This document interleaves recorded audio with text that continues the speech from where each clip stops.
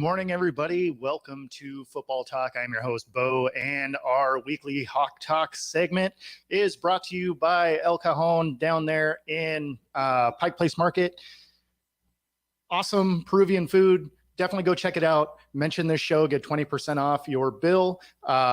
Visit us on Twitter. It gives the details of it, but essentially go in with the idea of a football talk happy hour. So definitely check them out. Say hi to Linda for me. Great people down there, great food. Definitely worth the stop if you are downtown Seattle. All right, so the final week of the regular season. Man, this year flew by. And a lot on the line for the Hawks. Obviously, the year it's been great by comparison to what a lot of media was looking at the beginning of the year. But this was a huge win against the Jets that a lot of people were thinking were going to come in and kind of sneak that win out. So they brought back Mike White, and that was kind of my only worry. If it was Zach Wilson, I wasn't worried about the Jets coming in at all. Obviously the Jets have Sauce Gardner and a really good defense, but that doesn't really scare me a lot, considering the other defensive rookie of the year candidate was Woolen that they practice against every day. And of course, he's going to the Pro Bowl. You got Diggs at safety on the back end there, also going to the Pro Bowl. Woolen potentially could be an all-pro in his rookie year here. So as far as being able to throw against the Jets, I wasn't too worried about that. You also got to keep in mind that the Seahawks, despite some defensive letdowns, is one of the top scoring offenses in the league. So I didn't think that the Jets were going to come in and beat them up too much. I felt like the Hawks had the better offense overall, which they obviously did. But the biggest stories about that Jets game was definitely on the defensive side of the ball. They created 3 turnovers, a couple of picks, and a fumble. The other thing that was huge that has been a massive issue over the last 6 weeks is the running game. And of course, they were able to hold them to just 75 yards rushing, which, if you look over the last 6 weeks, really, if you look since the Giants game, they haven't been able to stop the run at all.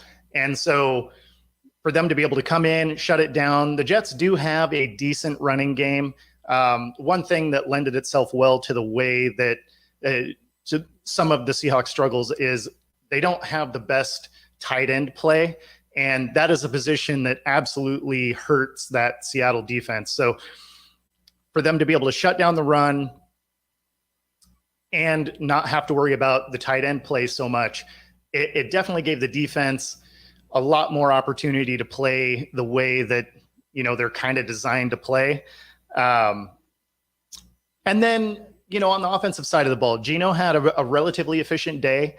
He threw for a couple of touchdowns, hit 10 different receivers, didn't throw for a ton of yards, but didn't have to. Some of those turnovers did put them in, decent field position. Plus, the running game really came to life. Again, Walker had over 100 yards for the second week in a row, but as a team, they had almost 200 yards together. So that I think was more impressive because coming into the game, the Jets defense was listed in the top 5 as in rush defense. So for them to finally be able to open up some holes for Walker to get through, Dallas actually also had a huge day. Showed some signs that maybe if they do get into the playoffs, they might be able to do something.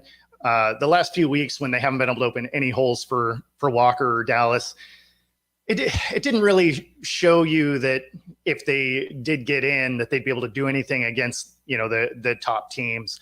So for them to be able to do that against what, again, is listed as a really good defense was encouraging. Obviously for them to be able to get in, they have to take care of business against the Rams, but they also need some help. And so without going too much further, let's hit some of these questions. Do they go after Carr if Geno leaves? Carr is funny because I do think that the Raiders are just going to out and out cut him. He's played really well. I mean, he's had over the last 9 years, he's had a bunch of 4,000-yard seasons. They obviously underperformed this year, but the entire team underperformed. Like, that wasn't just everything was great and Carr underperformed. That, I would say, is more of the Jets scenario when they had Zach Wilson in there. Carr did his job. Now, was it his best year? No, obviously not. But he also had a defense that really didn't help him out that much. And so, you can only put so much on Carr. Now, if they want to move on from him, sure. And the thing that's going to be interesting about it is I don't think anybody really gives up anything for Carr because of the amount of free agent quarterbacks that are going to hit the market. And, we went over that list last week, but I think that what'll end up happening, because the Raiders want to save $40 million, is they're just going to cut him outright. They have to do it within 3 days after the Super Bowl. And I think that's probably what's going to end up happening. What their goal is, what the Raiders' goal is after that, is kind of a mystery. Are they bringing in Brady for a year or two, or are they going to go try and get a Jimmy G? Like, there's so many questions in the way the Raiders run their organization that I don't know. It'll be interesting. I mean, they could potentially just continue on with Stidham, I suppose. But so do I think we go get Carr? Probably not, unless he's willing to take considerably less money, which I don't know why he would. There's teams out there that are built in a way that if you added that adult in the room, they would probably win. Like, I could absolutely see the Jets adding Carr and taking that extraordinarily good defense. They have some nice elements on offense, and then you get somebody that generally takes care of the ball, plays pretty efficient, routinely has, close to 4,000 yards a season. That moves the Jets from now just missing the playoffs to a solid, wild card, potentially battling for the division type team. And so, do I think the Seahawks go after Carr? Probably not, but I could see the Jets going after him for sure. Yeah, I mean, that's kind of the way I would lean on that. This was one that why do they need Green Bay to lose to get in?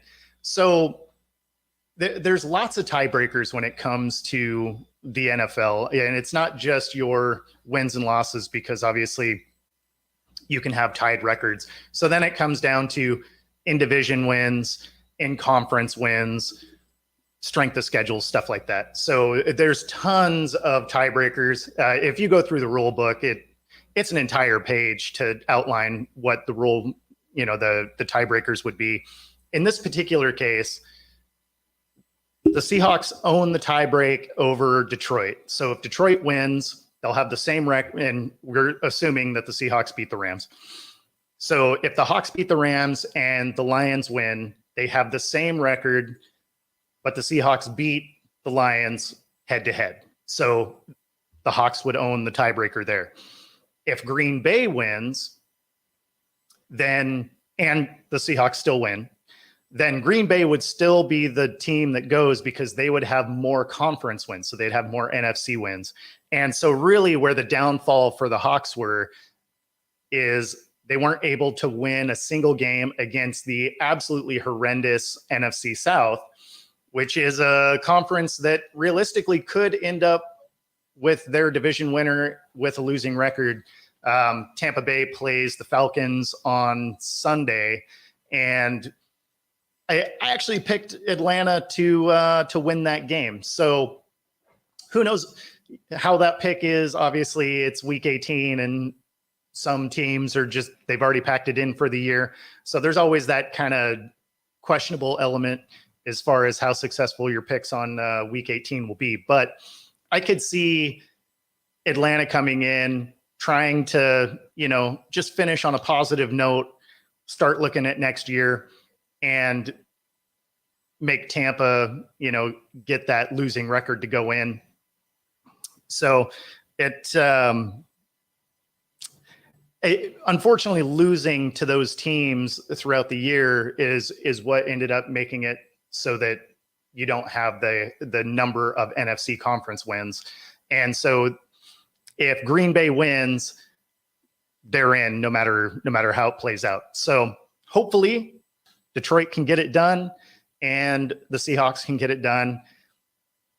On the other hand, if for whatever reason the Hawks do end up dropping a game to, the Rams, which, let's be honest, always play the Hawks really well. Doesn't matter what the records are. It's a divisional game and one that they really scheme for each other well.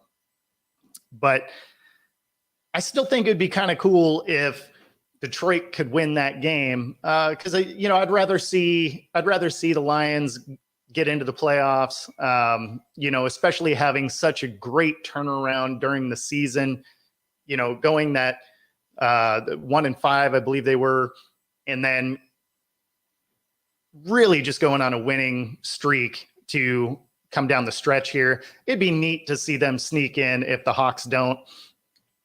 So in either scenario, I want to see Green Bay lose, but if the Hawks could win and Detroit could win, Seattle's season is continued. And obviously for a segment like Hawk Talk, that is the ultimate goal, but it requires quite a few things to happen. All right, let's see. We got, am I happy with the outcome of the year? Yeah. I mean, ultimately at the beginning of the year, I had us as a 7-win team. Now, granted, most of the media had it as a 2 or 3 win team, but in either scenario, they're sitting at 8-8. That's better than I thought they were going to be, especially because I knew we were going to have a lot of rookies on the team. I didn't think that Geno was going to be the guy before the season. Didn't really know how Locke was going to pan out. So I didn't really feel like we were going to have anything solid at quarterback, but I still thought we had very winnable games because we were playing the NFC South, that we didn't beat any of those teams. But I figured some of those would have been wins. And so, yeah, no, I'm happy with the season. Obviously, if they can put one more away, end up with a winning record, that would be awesome, especially, again, considering most metrics had them as a 2 or 3 win team. So ultimately, yes, I'm happy with it. If they could just squeak a little bit more out of the season, that would be awesome as well. What disappointed me with this season? Well, the not beating anyone in the NFC South is probably the bigger disappointment there. Obviously, some of the injuries to key guys was unfortunate. Obviously, you lost Jamal Adams at the beginning of the year. Obviously, Penny goes down. So, I mean, there were some disappointing elements here and there. Not being able to stop the run or adjust our defense after Adams went down was disappointing, especially because I felt like I talked about it every single week and we never really saw any change as far like on that front.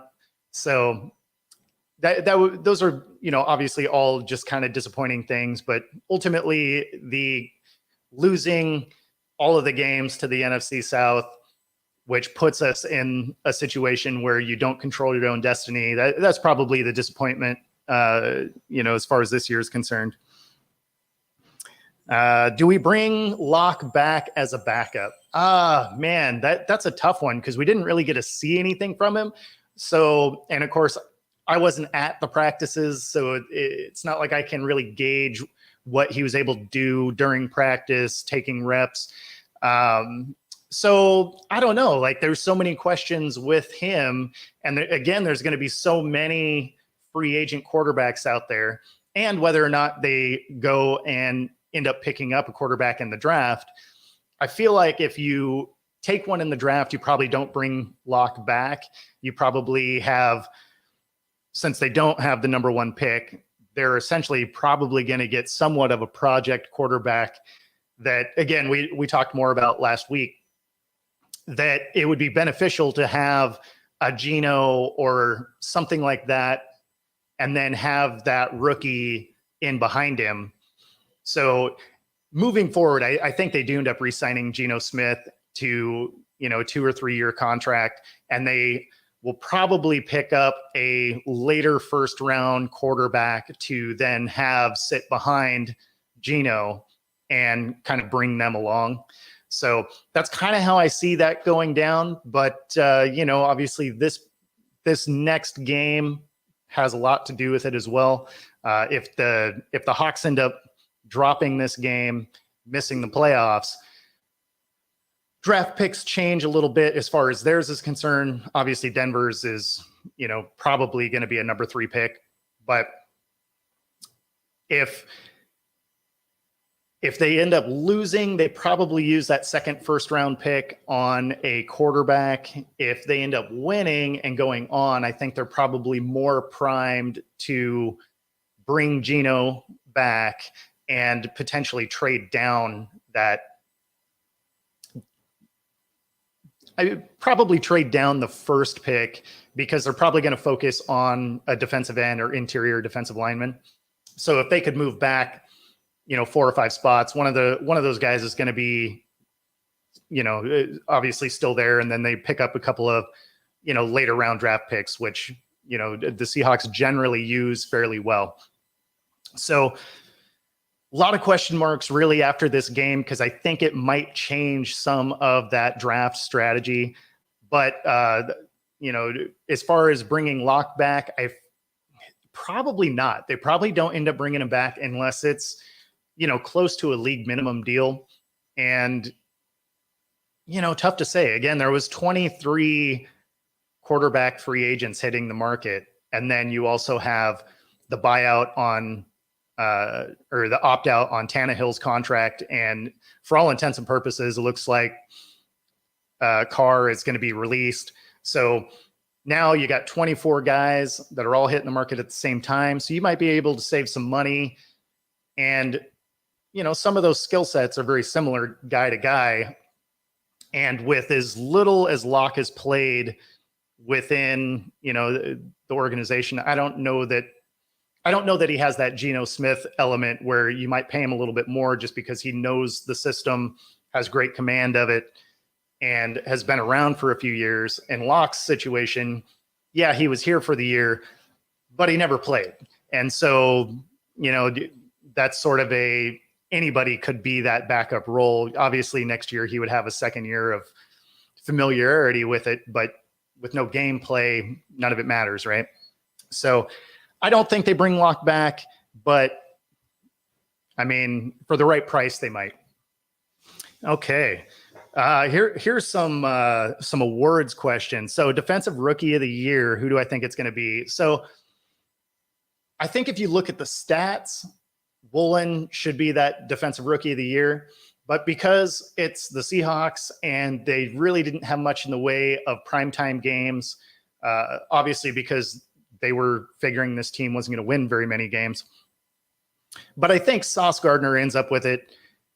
It's a big market that he's in, first round pick, tons of hype around him, and still had a really good year. So I think that the race will probably be close, but because, again, these aren't stat driven, they are vote driven, and that is big market, lots of media. I think Sauce actually wins that. Not to take anything away from Woolen, though, because I think he absolutely deserves it. So who do I think coach of the year will be? So this will probably be Dable.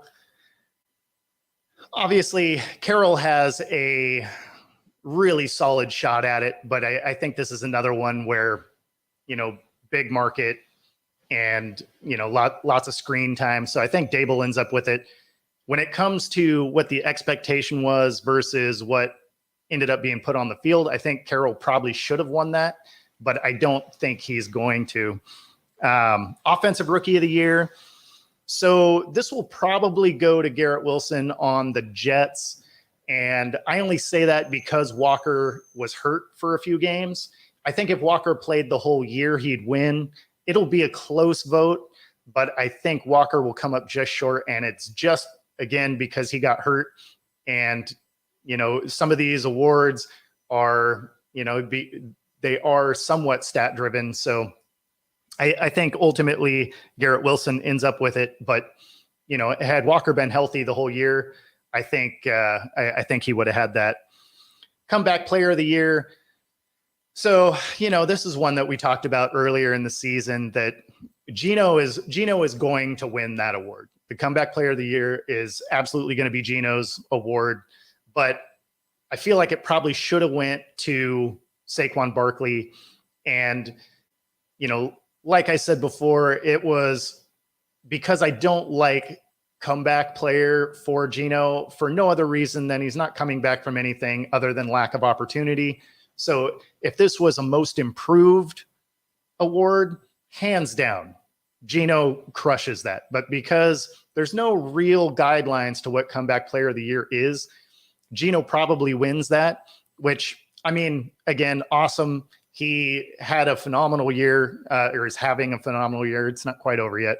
But I feel like because Saquon is the Giants' entire offense, is coming back off of an injury, that to me feels like the definition of comeback player of the year. Just lack of opportunity doesn't really seem like a reason to be the comeback player, right? I mean, you were the backup, so you're not really coming back from anything. But again, I think he ends up winning that.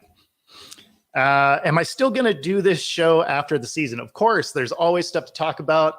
And I feel like some of the questions and theories that we're going to have after the season is over is probably going to be fun to talk about. Obviously, there's going to be, some draft predictions, and as guys get let go or moved around or traded or whatever, it's going to be kind of fun to watch that all come together. And, obviously I'd want to chat with you guys about it. So this is still going to end up being a Friday morning show. And so each week, still send in the questions and we will talk about them. Obviously, we won't be going over games, but we might be going over questions about games throughout the year. So the dynamic of the show might change a little bit just because there's not the weekly game to talk about, but absolutely going to be fun to chat about this in the off season, especially as we roll through the draft and the combine and, training camp and all of that. So there's plenty to talk about throughout the year. And so, yes, absolutely, we will keep doing this show. And so, keep sending in all of your questions. So as we move into this Rams game, the Rams obviously have nothing to play for. They, outside of Baker, is trying to get a starting job somewhere, right? He signed with the Rams to just finish out the year. So he's one of the free agents at the end. So he's trying to put out good tape to potentially land a starting spot. And, so he has incentive to have a good game. Obviously, it's been kind of up and down for Baker since he got there. He snuck that win out the first week after, a day and a half of looking at the playbook, and then lost the next, and then won huge against Denver. And then, last week came up short, obviously. So, real inconsistent play. Obviously, that team also still has a ton of injuries. So the Rams are really just sitting there to play spoiler because their season's been decided. They're out of the playoffs, but by a win, they knock Seattle's chances out completely. So they have the incentive to, treat Seattle like crabs in a crab pot, right? If one's starting to climb out, the other crab will grab the foot and bring it back in. And so this is exactly what the Rams are looking to do. And, it's the Rams. So it hasn't mattered what era. As soon as they became division rivals, these two teams play each other extraordinarily well, regardless of the records or who's on the team or who the coaches are. It never seems to matter. They beat each other up every time. And one team could be really good during the season. The other team could be having a terrible season and, get the upset just because they see each other a couple times a year. They know each other. And even though the NFL really likes to try and make the rivalry between the Hawks and the Niners a thing, the two teams in that division that really don't seem to like each other that much is the Rams and the Seahawks. So this is always a battle. And again, because they know each other so well, it's going to be a fun game to watch. It's probably going to be super stressful, especially because there's so much riding on the game. For the Seahawks, obviously, again, the Rams, they get to play spoiler, so they don't care either way. They just want the win. And, you know, there's some guys on there that are just trying to get contract extensions or, you know, get some film to audition for other teams. So going to be a fun watch. Definitely, you know, as soon as that game wraps up, you're going to be looking at the Sunday night game because the outcome of the Lions and Packers game will be of great interest if Seattle wins. And yeah, so that's going to do it for us today. Stay tuned a little bit later. We have our weekly wrap up, and like, subscribe, and see you guys in the next hour.